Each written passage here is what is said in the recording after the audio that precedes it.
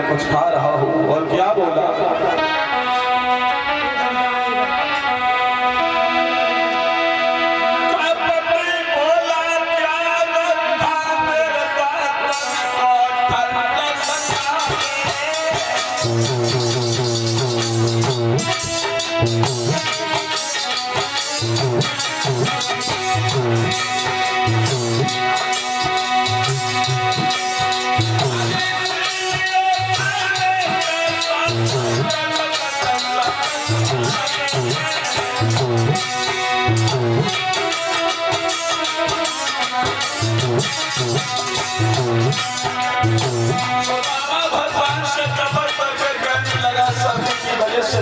बद रही है, तुझे लग रहा है मैं कुछ खा रहा हूँ। भगवान कन्हैया समझ गए सुदामा तू मेरे साथ कपट कर रहा है।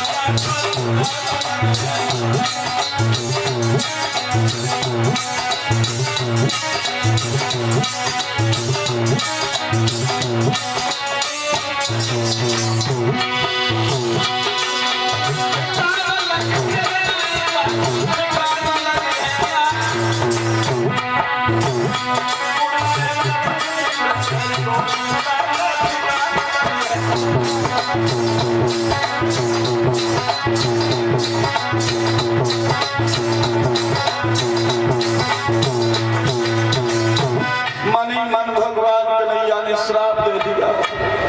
और भाई बहनों, जो अपने गुरु के साथ में कपट करेगा, मित्र के साथ में चोरी करेगा,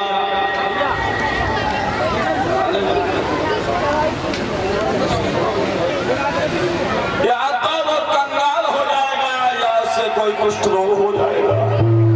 आज भाई बहनों लौट करके सुदामा और कन्हैया आश्रम में आए हैं। गौर माता को जाकर के हिरण दिया है। धीरे धीरे समय गुजरता चला गया। 64 दिन में भगवान कन्हैया ने अपना अध्ययन पूरा किया है। उधर कन्हैया की शिक्षा पाने के बाद अपने घर के लिए वापस चले हैं। सभी सखा मिल रहे लेकिन सुदामा नहीं मिल रहा कन्हैया से। सुदामा बाहर निकल करके रास्ते में बैठ गया। कन्हैया गुरु से आज्ञा मान करके अपने घर की ओर वापस चले हैं। रास्ते में सुदामा बैठा है। भगवान ने कहा मैंने इसे श्राप दे दिया है, इसे कुष्ठ रोग हो जाएगा या कंगाल हो जाएगा। कि गुरु से कपट मित्र से चोरी के हुई निर्धन के हुई भगवान कन्हैया ने सुदामा से चलते वक्त इतना कहा कि मित्र तुम्हारे जीवन में अगर कोई मुसीबत आ जाए तो तू मेरे पास चला आना। इतना सुदामा से कन्हैया ने कह दिया। इधर कन्हैया द्वारकाधीश बन गए हैं। उनकी 16,108 रानियां हो गई हैं। उधर सुदामा जब अपने घर वापस चला गया, सुदामा का विवाह सुशीला नाम की सधर्मणी के साथ में हुआ है। इसका नाम भागवत में भावनी बताया गया है। सुदामा का विवाह हो गया। सुदामा के ऊपर गरीबी ने अपना डेरा डाल दिया। इतनी गरीबी सुदामा के ऊपर आ गई बहनों। श्री सुखदेव जी कहते हैं कि उत्तरा लंगर परिचय सुदामा सुबह से शाम तक बहनों भिक्षा मांगता है, लेकिन इतनी भिक्षा नहीं मिलती कि सुदामा का पेट भर जाए, बच्चों का पेट भर जाए, पत्नी का पेट भर जाए। सुदामा के ऊपर गरीबी ने डेरा डाल दिया। और मैं तो यही कहता हूँ कि भैया जीवन में सब कुछ दे भगवान, लेकिन गरीबी का उपकार दे। गरीबी में जो अपना होता है वो भी अपना नहीं होता। जब तुम्हारे पास पैसा होता है तो सभी रिश्तेदार, व्यवहारी, मित्र, हितकारी तुम्हारे पास आते हैं। और जब तुम्हारे पास गरीबी आ जाती है तो तुम्हारा सगा भाई भी तुम्हारा साथ छोड़ जाता है कि पैसा बिना माता पिता पूत को कपूत कहे, और पैसा बिना भैया कह जी कौन को ये भाई है। पैसा बिना चाचा कह जी कौन को भतीजो है, और पैसा बिना सास कह जी कौन को जमाई है। पैसा बिना समाज में इज्जत तक मिलत नहीं, और पैसा बिना ठोकर दे जाते घरवाई है। यानी अगर तुम्हारे पास पैसा है तो तुम्हारे हजारों रिश्तेदार जो है वो भी है, नहीं है वो भी है, और पैसा नहीं है तो कोई तुम्हारा साथ नहीं देता। आज भाई बहनों, सुदामा कहीं पर गरीबी ने डेरा डाल लिया। सुदामा की पत्नी भावनी कहती है पिया, मुझे ऐसा मालूम पड़ता है कि जब से गरीबी आई है मेरे ऊपर, मैं शादी होकर तुम्हारे साथ आई हूँ तभी से गरीबी आई है। सुदामा कहने लगे ऐसा कुछ नहीं है भाभी, ये गरीबी हमारे ऊपर आई है, ये भगवान कन्हैया द्वारा दी गई गरीबी है। कन्हैया जो द्वारिका का राजा बना बैठे हैं वो हमारे मित्र हैं, बचपन के सखा है। आज जब ये कहा कि तुम्हारे सखा है कन्हैया, तो भावनी कहने लगी है पिया आप द्वारिका चले जाओ, कुछ मत मांगना, केवल अपनी गलती की क्षमा मांग लेना। भगवान श्राप दे सकता है तो श्राप का हरण भी कर सकता है। और भावनी क्या बोली है,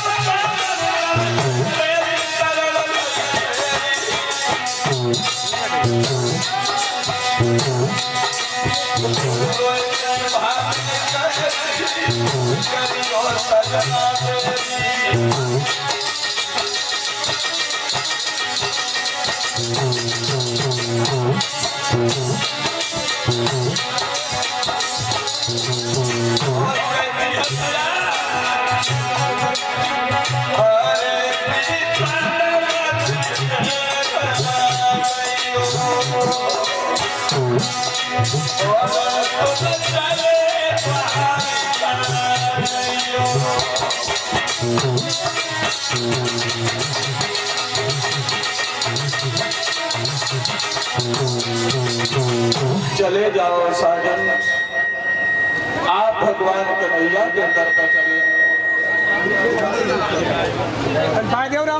सुदामा कहने लगा भाभी थोड़ा जीवन और बचाए, भिक्षा मांग करके मैं ऐसे गुजार लूंगा, लेकिन भाभी मैं कन्हैया के पास नहीं जाऊंगा, बहुत बड़ा राजा बन गया है। आज भाई बहनों भाभी कहने लगी पिया चले जाओ। सुदामा कहते हैं कि भागनी जब मित्र रिश्तेदार के यहाँ पर जाया जाता है तो भेंट में कुछ न कुछ लेके जरूर जाना पड़ता है, लेकिन मेरे पास तो अन्न के दाने भी नहीं। आज भागनी अपनी पड़ोसियों के पास में गई है, कहने लगी बहन मेरे पिया द्वारिका वाले कन्हैया से मिलने जा रहे हैं, तुम्हारे पास में कुछ अन्न के दाने पड़े हो तो हमें दे दो, मेरे पिया कन्हैया को भेंट में देंगे ला करके। वो जो के कान लगी आठ दिन पहले लगे वो देना पाओ दोबारा छाती चरवे फिर जाएगी। आज भाई बहनों कई जगह मांगा, लेकिन गरीबी भी भाई किसी ने कुछ नहीं दिया। एक गरीबड़ी के पास में गई है, उसने कहा बहन मेरे आंगन में चावल सूख रहे हैं, अगर उससे तेरा भला हो जाए तो ले जा। भाई बहनों थोड़े से चावल लिए हैं, एक छोटे से कपड़े में बांध करके अपने पिया को दिए हैं और कहा महाराज इनको ले जाओ, अपने मित्र को जाकर के भेंट में दे देना और गलती की क्षमा मांग लेना, न धन मांगना न दौलत मांगना, प्रभु से कुछ मत मांगना, वो अपने आप समझ लेंगे और तुम्हें दे देंगे। आज भाई बहनों सुदामा चावल की पोटली को बगल में दबा कर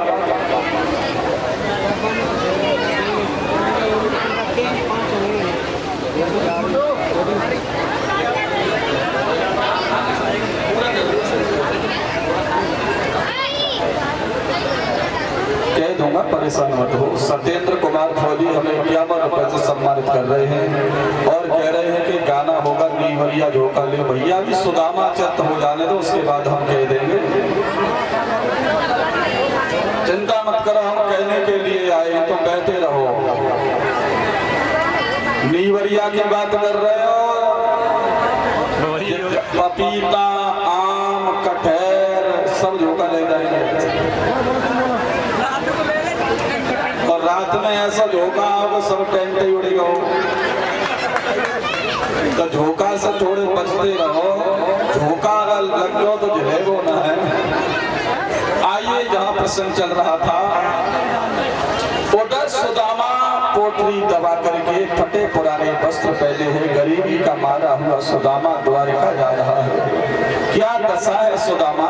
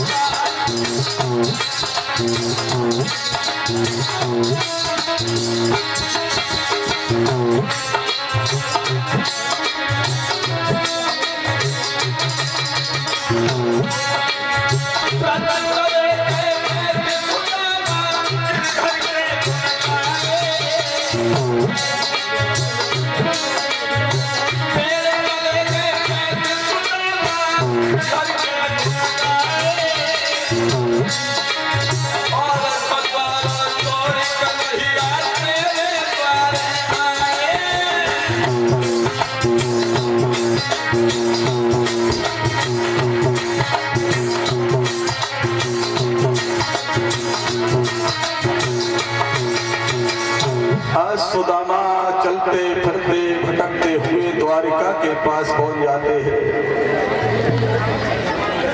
जिस पर जो बने भैया सुदामा की गरीबी दूर करने के लिए सुदामा को जो भेंट देना चाहे वो भाई बहन उसकी डोलची में आकर के भेंट को चढ़ाते जाएं। उधर सुदामा जिस समय द्वारिका के पास पहुंच जाता है, द्वारपाल खड़े हुए हैं। द्वारपालों से सुदामा ने कहा कि द्वारपालों हमें कन्हैया से मिलना है। कन्हैया कहाँ पर है? द्वारपाल कहने लगा आप कौन हो? सुदामा कहने लगे मैं उनके बचपन का सखा हूँ। द्वारपाल कहने लगा हमारे कन्हैया के सखा विमानों में बैठ करके आते हैं, तुम कैसे सखा हो? तुम्हारे पैरों में जूती नहीं है, सिर पर पगड़ी नहीं है, फटे पुराने कपड़ा पहने हो। सुदामा कहने लगा मैं बचपन का मित्र हूँ, आप मनमोहन को बुला दीजिए, मैं उनसे मिलना चाहता हूँ। एक द्वारपाल कहने लगा कोई बात नहीं है, बचपन का सखा होगा, भगवान आ जाएंगे, चलो प्रभु को जाके अवगत करा दीजिए। भगवान कन्हैया को जाकर के बताया है द्वारपाल ने कि प्रभु मेरी बात सुनो, दरवाजे पर एक मित्र खड़ा हुआ है, तुम्हारा नाम ले रहा है, तुम्हें बचपन का मित्र बता रहा है, उसका नाम सुदामा है। भगवान मुरलीधर ने सुदामा का नाम सुना। सुदामा का नाम सुन के भगवान कन्हैया ने पैरों में खड़ांगू भी नहीं पहना और भगवान वहां से भागे। इधर से भगवान भागे, उधर से सुदामा भागे, दोनों मित्र आपस में आकर के एक दूसरे के गले से लग जाते हैं। सुदामा को भगवान कन्हैया सुदामा को अपनी सभा में ले गए हैं, राज सिंहासन पर जाके बैठा लेते हैं। सुदामा के पैरों में देखा तो कांटे लगे हुए। भगवान कन्हैया ने अपने मित्र सुदामा के राज सिंहासन पर बैठाने के बाद पैरों से कांटों को निकाला है। इतने आंसू बहाए हैं कि सुदामा के पैरों को भगवान ने अपने आंसुओं से धो दिया है। उसके बाद भगवान कन्हैया पूछने लगे मित्र इतने दिन कहाँ भटकते रहे, कहाँ रहे तुम इतने दिन? सुदामा कहने लगे मित्र क्या करूं, घर गृहस्थी में लगा रहा, बच्चा मान के गुजर करता रहा, लेकिन कैसे भी नहीं बनी तो भामनी है हमसे एक आगतम कन्हैया के दर पे चले जाओ, इसलिए तुम्हारे पास मिलने आया हूँ। उधर भगवान कन्हैया ने सुदामा को भोजन कराया। भोजन कराने के बाद सुदामा से पूछा कि मेरे लिए भाभी ने कुछ भेंट में भेजा जरूर होगा। सुदामा राजसी ठाकबाड़ देख के कहने लगा बहुत बड़ा राजा है, अगर थोड़े से चावल इसको देंगे तो अच्छा नहीं होगा, इसलिए इनको धोखा दीजिए। सुदामा कहने लगा क्या रखा था तुम्हारी भाभी के पास? कन्हैया 10 दिन हो जाते हैं घर में चूल्हा नहीं सुलगता, गरीबी का इतना बड़ा तांडव हमारे ऊपर है, अभी मैं भूखा आया था। उधर भगवान कन्हैया समझ गए सुदामा तेरे कर्म सब हो गए, लेकिन चोरी की आदत अभी नहीं होगा। भगवान ने झटका मार के कोठरी को निकाल लिया है। भगवान चावल चढ़ने लगे हैं। जो माता बहना चावल लेकर के आई है वो चढ़ाती जाओ और एक गीत गाती जाओ।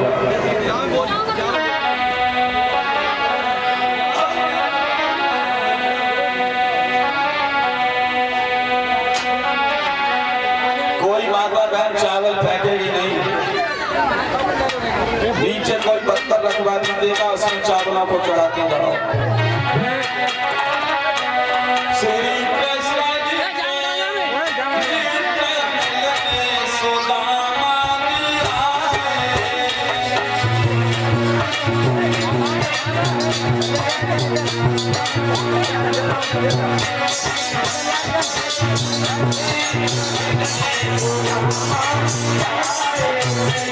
ऐसे नहीं जाता चावल, कोई चावल फेंकेगा नहीं माता बहनाओं, माधव चावल कब फेंके जाते हैं।